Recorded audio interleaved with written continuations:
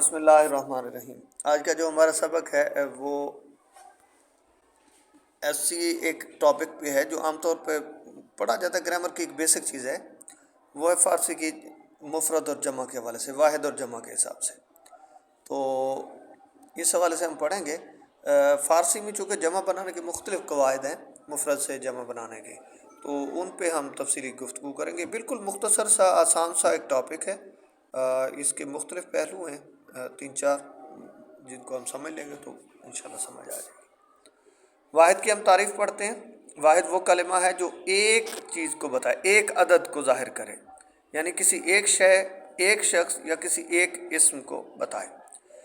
مثال کے طور پر سگ ایک کتا، پدر باپ، مادر ماں، پسر بیٹا، خواہر بہن، برادر بھائی، دختر بیٹی، زن عورت، برگ پتا، اسب گھوڑا، گاؤ گائے وغیرہ وغیرہ۔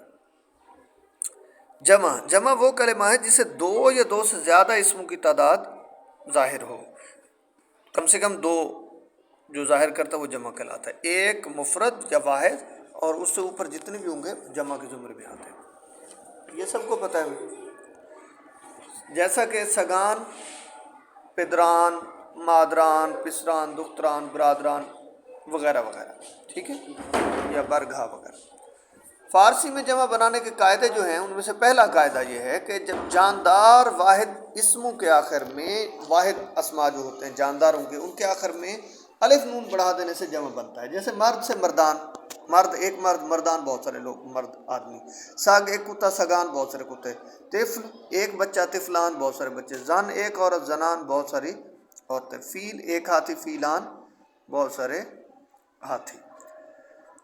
غیر جاندار، یہ جاندار کے آخر میں الف نون بڑھائیں گے، غیر جاندار اسموں کے آخر میں ہا بڑھا دیتے ہیں، ہا۔ جیسے کاغذ سے کاغذ، ہا۔ کتاب سے کتاب، ہا۔ دفتر سے دفتر، ہا۔ سنگ، ہا۔ درخت، ہا۔ بہت سارے درخت، بہت سارے پتھر، بہت ساری کاپیاں، بہت ساری کتابیں، بہت سارے کاغذ۔ چھوٹے جاندار جو ہیں جیسے پرندے وغیرہ ہیں ان کی بات ہو رہی، ویسے جانداروں کے آخر میں کیا ہے، الف نون بڑھاتے ہیں، لیکن چھوٹے جاندار کے اسما کے آخر میں بھی ہا لگا دیتے ہیں، جیسے طائر پرندہ سے طائر، ہا، بہت سارے پرندے۔ جاندار اسموں کے اعضاء یا جسم کے کسی حصے کی جو جمع ہوتی ہے اس کے جمع بھی ہا لگانے سے بناتے ہیں۔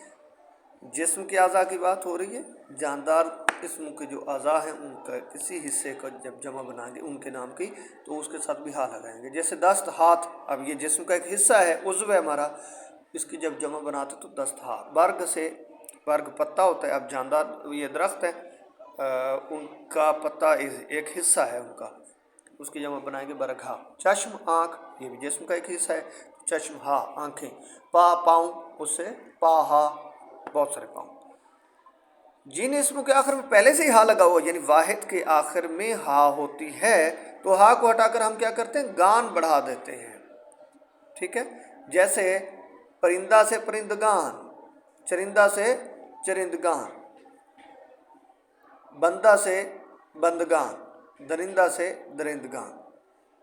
جن اسموں کے آخر میں واو ہوتی ہے ان کے آخر میں ہم یہ الف نون کا اضافہ کرتے ہیں، یان کا، یان نون غنہ بھی پڑھ سکتے ہیں، اور نون جو ظاہری ہے، ظاہر وہ بالکل اظہار کے ساتھ یعنی نون بھی پڑھ سکتے ہیں، اور اخفاء کے ساتھ بھی یعنی غنہ کے ساتھ بھی پڑھ سکتے ہیں، دونوں جائز ہیں۔ جیسا کہ جنگجو، اسے جنگجو یان، جنگجو ایک لڑنے والا، جنگجو یان بہت سارے، جو تلاش کرنے والا، اسے جو یان، تلاش کرنے والے بہت سارے۔ تو اس کے حوالے سے ہمارے پاس ایک عرفی کا شعر جو عام طور پر پڑھا جاتا ہے، بڑا زبان زد عام سا شعر ہے جس میں جمع لفظ استعمال ہوا ہے کہ عرفی تو میندیش ز غوغائے رقیباں، اب یہ رقیب کی جمع رقیباں، عرفی تو میندیش ز غوغائے رقیباں، آواز سگاں کم نہ کند رزق گدایاں۔ یہاں پہ یہ سگ کی جمع سگان، گدا کی جمع گدایان، یہ سارے استعمال ہوئے، یہ سارے اسما کیا ہیں، جمع ہے۔ کہ عرفی تو دشمنوں کے شور و غوغے سے مت ڈر، کیونکہ کتوں کے بھونکنے سے فقیروں کا رزق کم نہیں ہو جایا کرتا، کتے بھونکتے رہتے ہیں اور فقیر اپنا رزق لیتے رہتے ہیں۔ تو اس شعر کے اندر جمع استعمال ہوئے، اسما جتنے بھی ہوئے، میں ایک بار پھر دوہرا دیتا ہوں۔ عرفی تو میندیش زگو غائے رقیبہ. اب میندیش جو ہے اس پہ ہم نے بات کی. فعل نہیں ہے اندیش، فعل امر تھا، اس سے میندیش الف کو جب ہم میم لگاتے یا نون نہیں کا لگاتے تو الف یا سے بدل جاتا ہے. عرفی تو میندیش زگو غائے رقیباں، آواز سگاں کم نہ کند رزق گدایا. تو واحد اور جمع کے حوالے سے ہم نے سبق پڑھا ہے. مجھے بہت امید ہے کہ میں نے اس کے تمام پہلو جو ہیں ان کا احاطہ کر لیا ہوگا، اور جتنی بھی اس میں چیزیں آتی ہیں وہ میں نے مختصراً بیان کر دی ہیں. مزید کوئی اس حوالے سے آپ کے ذہن میں کوئی سوال